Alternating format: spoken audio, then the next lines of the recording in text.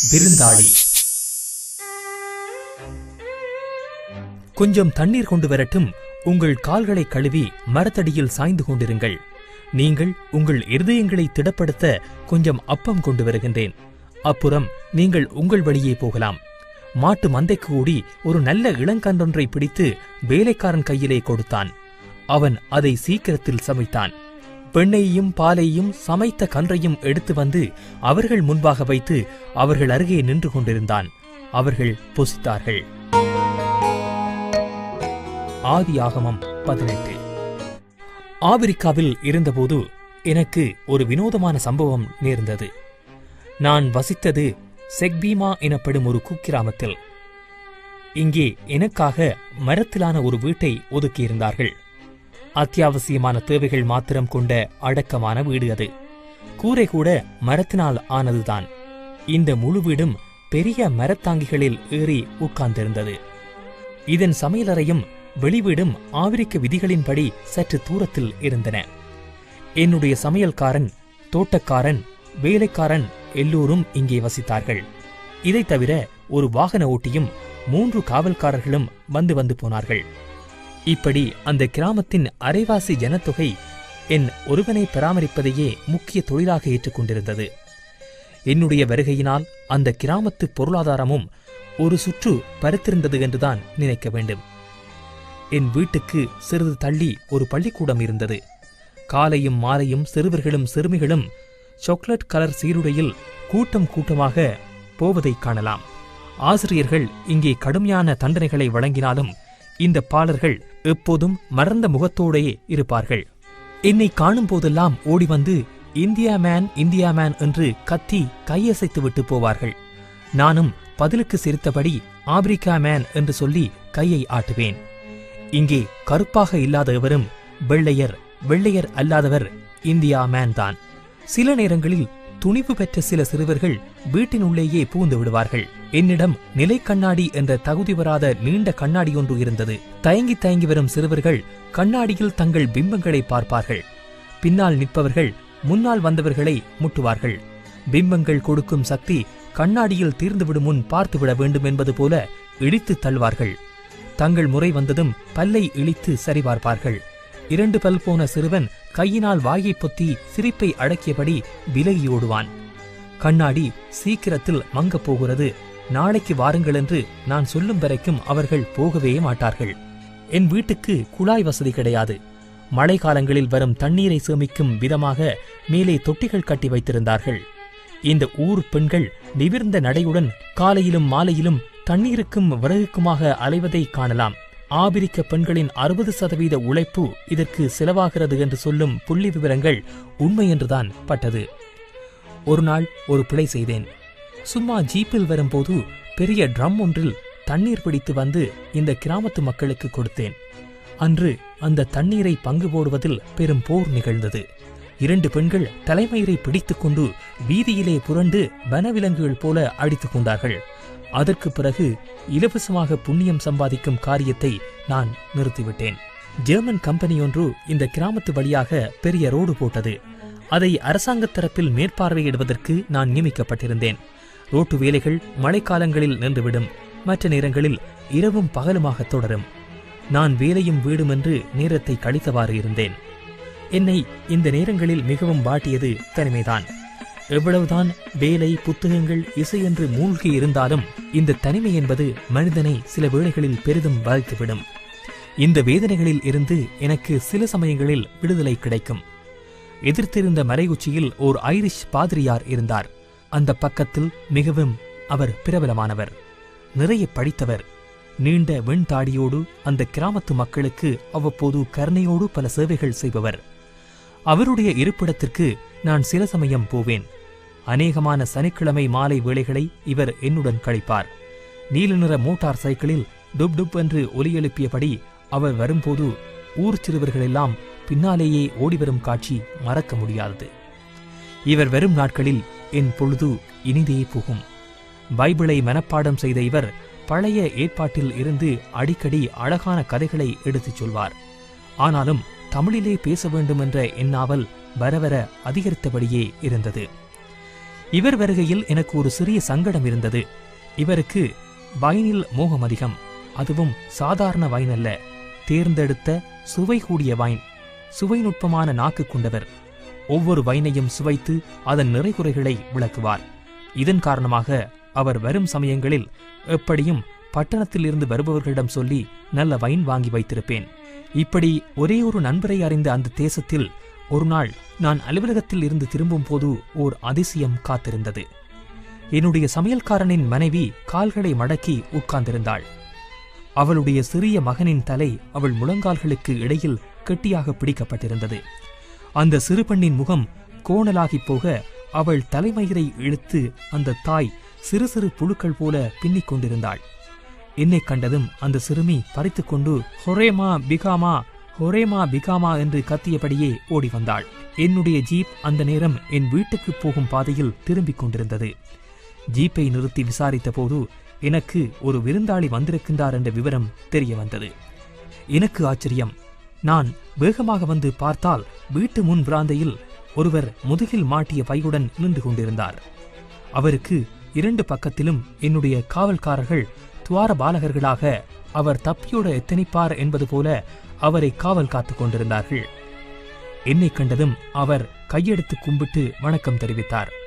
அவருடைய காலில் இருந்து தலைவரை புழுதி படிந்திருந்தது. தலைமயிர், சிறு தாடியெல்லாம் செம்மண் நிறமாக மாறியிருந்தது. அவர் நெடுந்தூரத்தில் இருந்து வந்திருக்க வேண்டும். சொக்சணியாத பாதத்தில் மாட்டியிருந்த காலணிகள் ஓட்டை விழுந்து அவருடைய பெருவிரல் பருமனை காட்டுவதாக இருந்தன. உங்களை பற்றி நிறைய கேள்விப்பட்டிருக்கின்றேன், இன்றுதான் சந்திக்க முடிந்தது என்றார். காலணிகளை வெளியே கழற்றி வைத்து பாதங்களை கழுவியதும் அவருக்கு ஒரு புத்துணர்ச்சி பிறந்தது போல தெரிந்தது. உள்ளே வந்து சாய்ந்து உட்கார்ந்தார். பிறகு எங்கள் சம்பாஷணை வெகுநேரம் தொடர்ந்தது. எல்லா விஷயத்திலும் அவர் அனுபவப்பட்டவராக தெரிந்தார். என்றாலும் தாமதமாகவும் அடக்கமாகவும் பேசினார். மிகவும் சிரமப்பட்டு அவரிடம் நான் கறந்த வெறுத்தாந்தகம் இதுதான். அவருடைய பெயர் ஜெகன். சிலோனை விட்டு புறப்பட்டு கப்பலில் சேர்ந்தபோது அவருக்கு வயது 20. அதற்கு பிறகு வந்த இனக்கலவரங்களால் அவர் திரும்பி போவதற்கு வாய்ப்பே கிடைக்கவில்லை. அவருக்கு இருந்த ஒரே ஒரு சகோதரரும் தகப்பனாரும் போரில் இறந்துவிட்டார்கள்.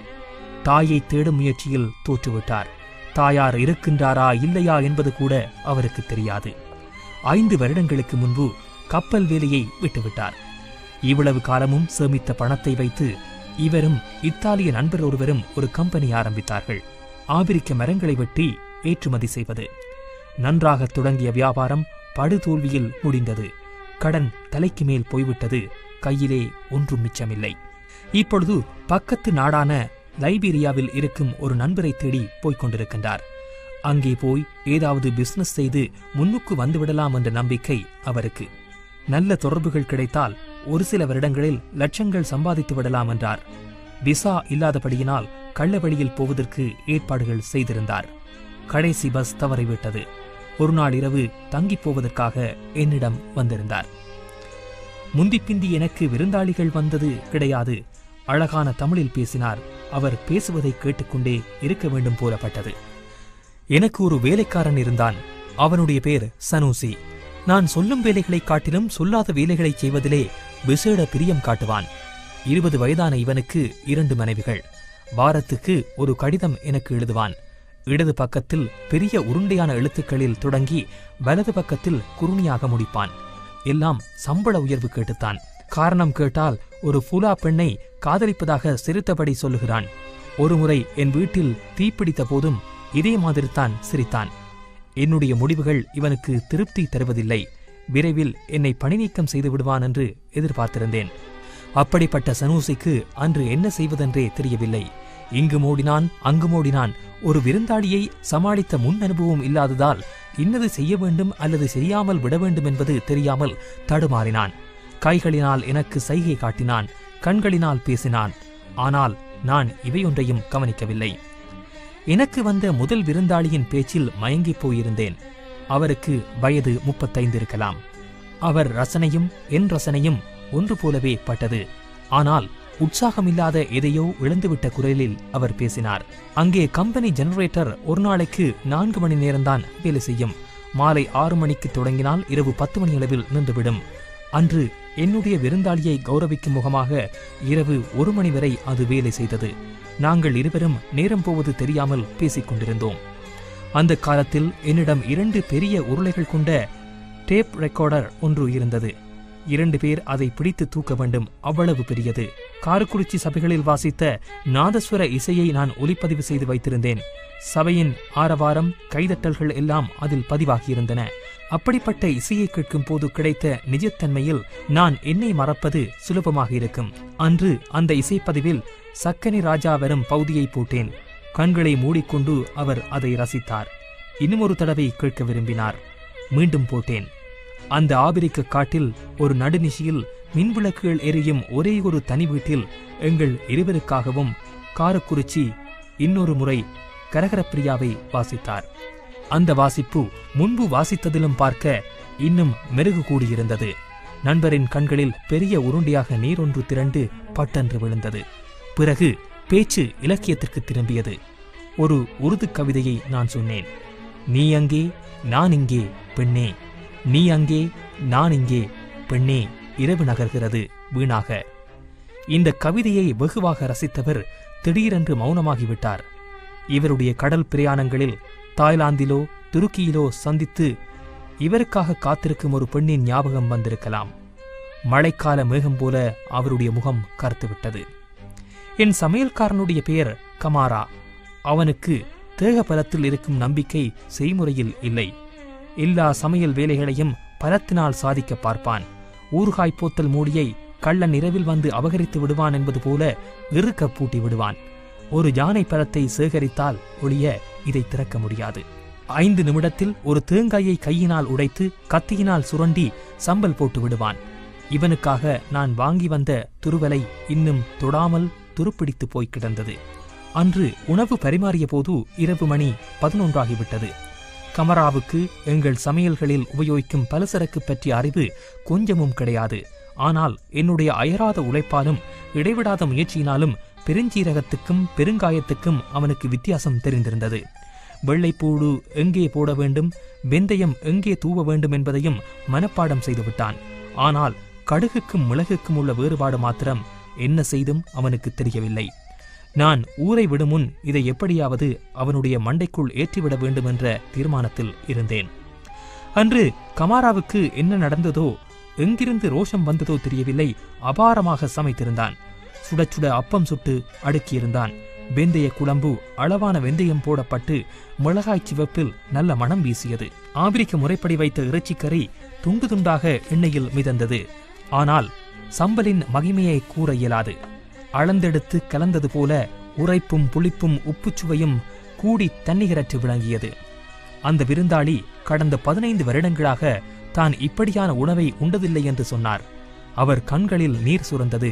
அதை துடைக்க கூட கையெடுக்காமல் ஆவலாக உண்பதில் கருத்தாகவிருந்தார். அவர் புசிப்பதையே கண்வெட்டாமல் பார்த்து கொண்டிருந்தேன். அப்பொழுது ஒரு சம்பவம் நடந்தது. சனூசியை பார்த்து வைன் கொண்டு வரும்படி சைகை செய்தேன். அவன் காலை தேய்த்தபடி நின்றான். கீழே பார்த்தான், மேலே பார்த்தான். ஆனால் அசைய மறுத்துவிட்டான். இன்னும் ஒரு முறை சமிச்சை கொடுத்தேன். அவன் பொறுக்காமல் உள்ளே போய் ஒரு வைன் போத்தலை தூக்கி கொண்டு வந்து பட்டென்று வைத்தான். அது நான் சொன்ன உயர் ரக வைன் இல்லை, சாதாரண வைன். அதை திருப்பி அனுப்பிவிட்டு சனூசியை முறைத்து பார்த்தேன். அப்பொழுது அவன் அரை மனதுடன் அசைந்து அசைந்து போய் நான் குறிப்பிட்ட வைனை கொண்டு வந்தான். அது டேவிட் பாதிரியாருக்காக நான் பிரத்யேகமாக பட்டணத்திலிருந்து அதிக விலை கொடுத்து வரவழைத்த சிவப்பு வைன். 10 வருடம் வயதாக்கப்பட்டது. சனூசியின் புத்தியில் எனக்கு வந்த விருந்தாளி இந்த உயர் ரக வைனுக்கு தகுதியற்றவர் என்று பட்டிருக்க வேண்டும். ஆனால் நான் அந்த வைனை விருந்தாளிக்காக கொண்டு வரச் சொல்லவில்லை. எனக்கு அதை அருந்த வேண்டும் போல இருந்தது. அன்று என் மனம் அளவில்லாத சந்தோஷத்தில் மிதந்தது. இந்த நிலையில் அனுபவிக்கக்கூடியது அந்த வைன் ஒன்று மட்டுமே என்று எனக்கு பட்டது. அதை திறந்து நானும் நண்பரும் பருகினோம். ஒரு இசையின் உச்சம் போல, கவிதையின் தொடக்கம் போல் அது இருந்தது. ஊற்றுப்போல நாக்கிலே பட்டு ஒரு காற்று போல மறைந்தது. அது கொடுத்த சுவை மாத்திரம் நாக்கிலேயே தங்கியது, நாசியிலே நின்றது. என் நண்பர் கிறங்கி போய்விட்டார். ஒரு வார்த்தை தானும் பேசவில்லை. எப்பொழுது தூங்கினோம் என்பதும் ஞாபகத்தில் இல்லை. திடீரென்று விழிப்பு ஏற்பட்ட போதுதான் என் வீட்டில் ஒரு விருந்தாளி தங்கியிருக்கும் ஞாபகம் வந்தது. மணியை பார்த்தேன். 9 மணியை நெருங்கிக் கொண்டிருந்தது. என்னுடைய விருந்தாளி காலை 8 மணி பஸ்ஸை பிடிக்க வேண்டும் என்று சொல்லியிருந்தார். அவசரமாக படுக்கை அறையிலிருந்து வெளியே வந்தேன். அவர் சாப்பாட்டு மேசையில் குனிந்தபடி இருந்தார். காலை உணவை முடித்ததற்கான அறிகுறிகள் தென்பட்டன. தலையை பிடித்தபடி பெரும் யோசனையில் ஆழ்ந்து போயிருந்தார். கமாராவும் சனூசியும் இவரை பார்த்தவாறு செய்வதறியாது எட்டத்தில் நின்றனர். அவர் புழுதி எல்லாம் போக சுத்தமாக குளித்திருந்தார். தலை வாரி ஒழுங்காக இருந்தது. ஆனால் உடுப்பு அதே உடுப்புத்தான். என்னிடம் சொல்லிவிட்டு போவதற்காக காத்திருந்தார். அதை பார்க்க என் மனது கரைந்தது. ஒரு புது வாழ்க்கையை தொடங்க முன்பின் அறியாத ஒரு நாட்டுக்கு இன்னும் சில நிமிடங்களில் புறப்படுவதற்கு இருந்தார். பஸ் கட்டணத்துக்கு கூட காசு இருக்குமோ தெரியவில்லை. அதை கேட்பதற்கும் எனக்கு கூச்சமாக இருந்தது. என்னிலும் வயது கூடியவர் என்னை கண்டதும் எழுந்து நின்றார். உங்களிடம் சொல்லிவிட்டு போவதற்காக காத்திருந்தேன். நீங்கள் செய்த உதவியை என்றும் நினைவில் வைத்திருப்பேன். எத்தனையோ வருடங்களுக்கு பிறகு எங்கள் ஊர் சாப்பாடு உங்கள் புண்ணியத்தில் கிடைத்தது. மிகவும் நன்றி என்றார் அவர். அவர் நாக்கு தழுதழுத்தது. அநியாயமாக உங்களை தாமதிக்க வைத்துவிட்டேன். பஸ்ஸை தவறவிட்டு விட்டீர்களே என்றேன். அதனால் என்ன, 10 மணி பஸ்ஸை பிடித்து விடலாம் என்றார். பனி உருகியது போல காற்று பளிங்குத்தன்மையோடு இருந்தது. முதுகுப்பையை காவியவாறு என்னுடைய விருந்தாளி படிகளில் இறங்கினார். சனூசியிடமும் கமராவிடமும் சொல்லிக் கொண்டார். இன்னும் ஒரு முறை என் கைகளை பாசமுடன் குலுக்கி விடைவிட்டார். ஒருவித ஏக்கத்துடனும் விருப்பமின்மையுடனும் ஓர் ஆதிவாசி மனிதன் போல தோள்களை ஒடுக்கி முன்னே குனிந்து நடக்கத் தொடங்கினார். நான் வாசலில் நின்று பார்த்து கொண்டிருந்தேன். எனக்கு பக்கத்தில் கமாராவும் சனூசியும் நின்றார்கள். சிறிது தூரம் சென்றவர் எதையோ நினைத்து கொண்டது போல திடீரென்று திரும்பி வந்தார். என் மனம் பதைத்தது. நான் நினைத்தது சரியென்று தோன்றியது. பஸ் கட்டணத்தை அவர் கேட்காமலே கொடுத்திருக்கலாம். இந்த நல்ல மனிதரின் மனம் வேதனைப்பட அனுமதித்து விட்டோமே என்று நொந்து கொண்டேன். என்னிடம் மிக கிட்ட வந்தவர் சொன்னார், இதுதான் உங்களை பார்ப்பது கடைசி தடவை என்று எண்ணுகிறேன். இனிமேல் இதை சொல்வதற்கு சந்தர்ப்பமும் கிடைக்காது. பல வருடங்களுக்கு பிறகு உங்கள் தயவில் ஒரு உயர் ரக வைனை பருக முடிந்தது. முகம் தெரியாத எனக்கு நீங்கள் செய்த இந்த மரியாதை மிக அதிகமானது. என் நிதி நிலைமையில் இப்படியான வைனை நான் இனிமேல் அருந்துவது சாத்தியமில்லை. சாகும் வரை இதை மறக்க மாட்டேன் என்றார். நான் திகைத்து விட்டேன். தன் உலகத்து உடைமைகளையெல்லாம் ஒரு முதுகுப்பையில் காவி வந்த இவருக்கு வயதாகிய வைனின் சுவை நுட்பம் தெரிந்திருந்தது. ஏதோ பதில் கூறுவதற்காக வாயை திறந்தேன். அதை கேட்காமல் அவர் குதிக்காலில் திரும்பிவிட்டார்.